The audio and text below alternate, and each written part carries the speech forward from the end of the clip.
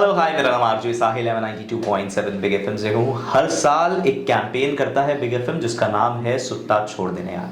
This is award winning campaign, but इसी के साथ इसी सुट्टा कैंपेन का एक पार्ट होता है जिसका नाम है क्विट्स विला।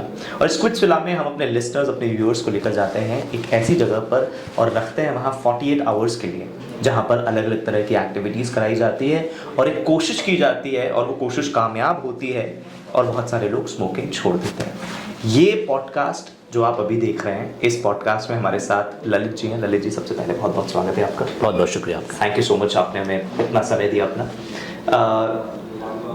ये बहुत समय से सिगरेट पीते थे, ये मैंने जाना अभी, लेकिन कितने समय से सिगरेट पीते थे ये सब बताएंगे। बिल्कुल। सो साहिल, सबसे पहले तो बहुत बहुत शुक्रिया, आपने मुझे इनवाइट किया। और आपने पूछा कितने समय से पीते थे, तो आप ये समझिए कि स्कूल तक मैं बचा हुआ था। कॉलेज में जैसे ही एंटर किया मैंने, वहाँ से चीज़ें चेंज हो गई। तो 17-18 साल हो चुके हैं इस बात को। और पलट के जब सोचता हूँ उस बारे में तो लगता है क्यों किया। पहली सिगरेट कब पी थी? अरे बाप रे। तो वो होता है ना कि स्कूल के अंदर आपके कई फ्रेंड्स होते हैं जो कर रहे होते हैं ऑलरेडी स्मोक, लेकिन आपको लगता नहीं हम तो अच्छे हैं, हमारे मम्मी पापा और ये वो। लेकिन कॉलेज में जैसे ही घुसे ना तो प्रेशर हो गया एक कि नहीं यार ये तो क्या कर रहा है। तो वो वाली चीज़ थी। तो फ्रेंड्स थे जिनको आज भी मैं फ्रेंड्स ही मानता हूँ, लेकिन खैर उन्होंने ही इंट्रोड्यूस करवाया। और मुझे याद है कॉलेज में एडमिशन लिया था, शायद फर्स्ट वीक होगा या पहले 10 दिन रहे होंगे, और उन्होंने कि कर ले आज। और मुझे आज भी याद है 2 चीज़ें, गंदी चीज़ें थी ये, जिसमें जो मैं खासा हूँ उसके बाद में मुझे लगा लोग पीते कैसे हैं, और बाद में मैं ही 17-18 साल कैसे बिताए मुझे भी नहीं पता। अभी कितनी उम्र है सर आपकी? अरे बाप रे, 37। 17-18 साल से पी रहे हैं, यानी कि आपने ऑलमोस्ट 18-19 में स्टार्ट कर दिया था। हाँ, है ना? बुरा लगता था जब आप पीते थे? नहीं, बिल्कुल भी नहीं। अच्छा, तब मज़ा आता था, कूल लगता था। बहुत सही वर्ड आपने चूज़ किया है। तो मैं बताना चाहूँगा अपनी तरफ से कि देखिए, कई लोगों से पूछते हो, क्योंकि मैं छोड़ चुका हूँ ना, तो मैं काफ़ी चीज़ों को समझने लगा हूँ, छोटी छोटी चीज़ों को। तो कई लोग बोलते हैं क्यों पीते हो, तो उनकी अपनी अपनी वजह होती है। तो उसमें से ना मेरे पास 2 वजह थी। बताइए। पहली जो वजह थी वो थी कूल, कि कूल दिखना है। कोई मतलब नहीं है क्यों पी रहे हैं, जा रही है अंदर नहीं जा रही, कुछ नहीं पता कौन सी पी रहे हैं, अच्छी बुरी क्या जो आ रहा है, कूल दिखने के लिए पी रहे हैं। कूल दिख रहे हैं कि नहीं पता नहीं है, लेकिन लगता था कि कूल दिख रहे हैं। तो पहली तो शुरुआत यहाँ से हुई कि कूल दिख रहे हैं। ओ बाप रे, आई थिंक मेरे ख्याल से 5-6 साल के बाद जब मैं जॉब वगैरह करनी शुरू की ना, तब वो कूल वाला चीज़ हट गई। फिर लगा कि जब भी लाइफ में हल्की सी परेशानी है ना, तो तब पीते हैं उसको। मतलब मुझे लगा मैं मैच्योर हो रहा हूँ, ऐसा लगा मुझे। तो मेरी वो जो रीज़न था पीने का, वो शिफ्ट हो गया कूल से इसके ऊपर कि मैं यार सीरियस हूँ, अभी टेंशन है यार, अच्छा यार क्या। तो वहाँ पर वो शिफ्ट हो गया। कैसे शिफ्ट हो गया पता नहीं चला, या अब मैं सोच पाता हूँ, तब कुछ नहीं ऐसा सोच रहा था। क्या काम करते हैं आप? अभी मैं कॉपी राइटिंग एंड एडिटोरियल में हूँ और लोकलाइजेशन करता हूँ। बेसिकली टीवी OTT पर काफ़ी सारी चीज़ें जो आती हैं उनकी लोकलाइजेशन करनी होती है, तो वो मैं करता हूँ।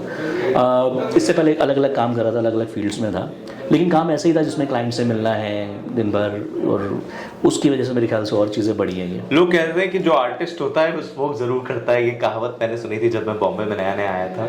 और लोग बोलते हैं कि यार जब आइडिया ना आ रहा हो ना, तो सिगरेट पी लो, आइडिया आ जाता है। यस। आपको क्या लगता है, बात सच है? बिल्कुल भी सच नहीं है।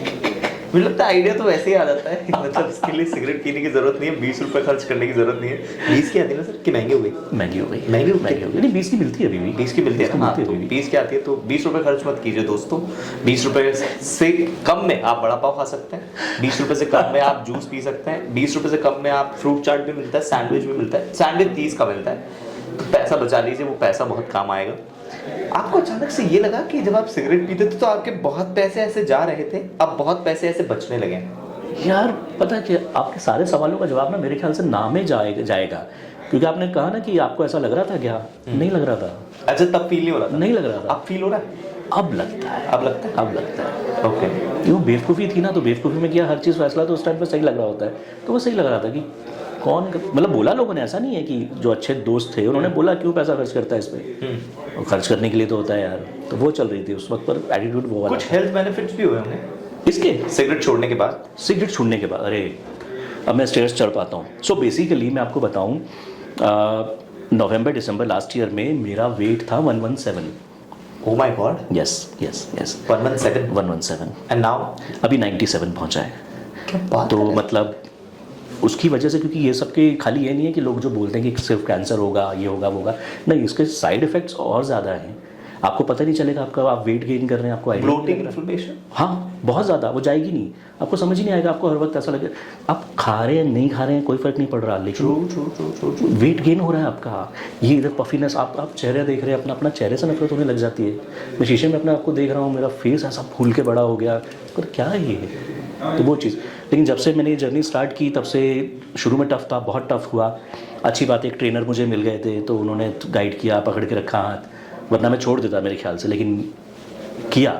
तो उसका फ़ायदा फर्स्ट तो यही हुआ कि वेट लॉस हुआ है, थोड़ा खुद को अच्छा लगने लगा है। मैं स्टेयर्स चढ़ना मुश्किल हो गया था मेरे लिए, अब मैं स्टेयर्स चढ़ पाता हूँ, 3-4 फ्लोर तो बड़े प्यार से चढ़ लेता हूँ आराम से। अभी तो जर्नी चल रही है बेसिकली, सिगरेट छोड़ दी है, बट अब हेल्थ को लेकर कॉन्शियस हो गया हूँ, तो चल रहा है। कौन सा वक्त था वो, क्यों छोड़ी थी सिगरेट? गोल तो लगता ही था आपको, हाँ, मज़ा तो आता ही था, टेंशन भी रिलीज हो जाती थी आपकी, तो इतनी अच्छी चीज़ आपने छोड़ कैसे दी? देखो क्या होता है कि ना, कुछ इंसान होते हैं ढीठ मेरे जैसे, मैं बहुत ढीठ मैं अपने आप को मानता हूँ, और मेरे को बोलने वालों ने बहुत बोला, मेरे घर वालों ने बोला छोड़ने के लिए, मैं कभी नहीं सुनी किसी की। सो मेरी एक बेटी है छोटी, 6 साल की। लास्ट ईयर क्या हुआ, हमारी बिल्डिंग में हम नॉर्मली जब मैं आता था शाम को, हम लोग बैठते थे नीचे कॉम्प्लेक्स में, नीचे बैठ गए कंपाउंड में जाके, तो मैं अपनी बेटी के साथ खेल रहा था और मैं फ़ोन पे था, वो थोड़ी देर के लिए बस मेरे से थोड़ी सी आगे गई थी, तो हमारी ही कॉलोनी का जो बिल्डिंग का एक डॉग है वहाँ पर, जिन्होंने किसी ने रखा हुआ है, वो डॉग वैसे तो बच्चों के साथ खेलता था, उस दिन वो मेरी बेटी के पीछे पड़ गया।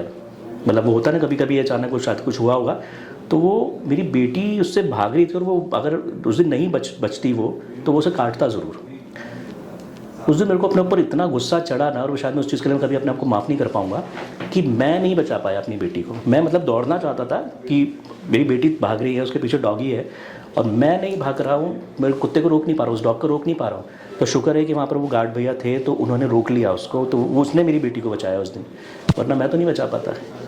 वो छोटी सी बच्ची को जब तक काट लेता अच्छे से, मैं तब तक शायद पहुँचता। मेरी इतनी सांस फूल चुकी थी, इतनी मेरी हालत ख़राब हो चुकी थी। वो उस दिन मेरे लिए लाइफ की सबसे बड़ी वेकअप कॉल थी कि मैं क्या कर रहा हूँ ये।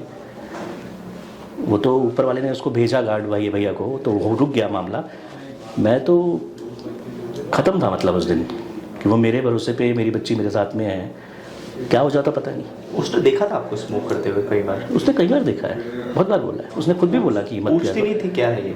नहीं, उसने तो मना किया मेरे को, क्योंकि उसको पता है, उसकी मम्मी ने बताया है कि गंदी चीज़ होती है ये, तो उसने तो बहुत बार बोला है। लेकिन वही नीट क्या बोलती थी वो? मना करने के लिए, ये बैड चीज़ है, नहीं करा करो, बैड चीज़ है, मत किया करो। तो आप दिखाने के लिए तो कर देते हैं, हाँ बेटा ठीक है, लेकिन आप तो कर रहे हैं, आप चीट कर रहे हैं बेसिकली, खुद से भी, फैमिली से भी। तो आप पता आपकी चलता है। वाइफ वो मना करती थी? वो तो सब इसके अगेंस्ट है यार, वो तो शुरू से मना करती थी। पर फिर भी वो आपके साथ थी? हाँ, वो तो फैमिली है, मतलब आपका अच्छा चाहती थी? हाँ, वो चीज़ है। मम्मी डैडी ने हमेशा अच्छा चाहा, उन्होंने अच्छा चाहा, बच्चे ने अच्छा चाहा। कुछ दोस्त भी अच्छे थे जिनकी वजह से मैं छोड़ पाया, एक्चुअली मेरे दोस्तों का बड़ा रोल रहा। कुछ दोस्त थे जिनकी वजह से शुरू की थी, कुछ दोस्त थे जिनकी वजह से मैं रोक पाया। वो होता है ना आपके सर्कल में कुछ अच्छे दोस्त भी होते हैं जो स्मोक नहीं करते। तो जब मेरे को ये चीज़ शुरू करनी थी, तब मैंने उनका हाथ पकड़ लिया कि मैंने कहा भाई मुझे छोड़नी है, तुम लोग नहीं पीते हो मुझे पता है, तो अब मैं कुछ वक्त तुम्हारी कंपनी में रहने वाला हूँ। उसकी वजह से लाइफ थोड़ी ईजी हो गई, वरना अगर मैं उस वाले ग्रुप के साथ रहता जो हर वक्त पीते हैं, तो हो सकता है शायद वो टेम्पटेशन एक रहती। तो राइटर तो आप अभी भी हैं? हाँ, है ना, काम तो अभी भी आप वो कर रहे हैं। हाँ। तो अब जब आप अपने वर्क प्लेस पर जाते हैं, अभी भी आपको वो लोग मिलते होंगे, मिलते है ना, जो सिगरेट पीते हैं, तो कई बार ऐसा लगता है यार पी लेते हैं, एक पफ मार लेते, उससे क्या होगा? अब नहीं। शुरू में वो होता ना एक जिद करके रोकना, क्योंकि वो मैंने बताया ना बेटी वाला जो इंसिडेंट हुआ ना, वो उसके आगे फिर मेरे लिए हर चीज़, फिर मैं नहीं देखूंगा इन चीज़ों को। आज की डेट में आप मेरे यहाँ पैकेट रख के चले जाएंगे और कैमरा लगा के छोड़ दें, मेरे को पता नहीं है कैमरा लगा है, आप मेरे को उसको टच करते हुए नहीं देखेंगे। ओके, मैं पहुँच गया उस लेवल पे कि मेरे को नहीं करना है। वो चीज़ नहीं हुई होती तो मैं, मेरे ख्याल से आज भी, और मैं यहाँ पर आया भी नहीं होता, बैठा भी नहीं होता यहाँ पर। तो वो बहुत बड़ी वेकअप कॉल थी मेरे लिए। मेरे ख्याल से ऊपर वाले ने चाहा कि अब इसे रोक लेते हैं। The people who are watching me right now, one advice to them who are smoking regularly? सिर्फ इतना ही कहूँगा कि देखो, ये जो वेकअप कॉल मुझे मिली इस तरीके से, मिलती सबको है देर सवेर, लेकिन मैं, हो सकता है कि मेरे को सही टाइम पर मिल गई है तो मैं रोक पा रहा हूँ, या मेरे पास अभी वक्त है थोड़ा, कितना है मैं नहीं जानता। कभी कभी ये वेकअप कॉल बहुत लेट आती है और तब कुछ नहीं हो पाता, तो वो आने से पहले रुक जाओ।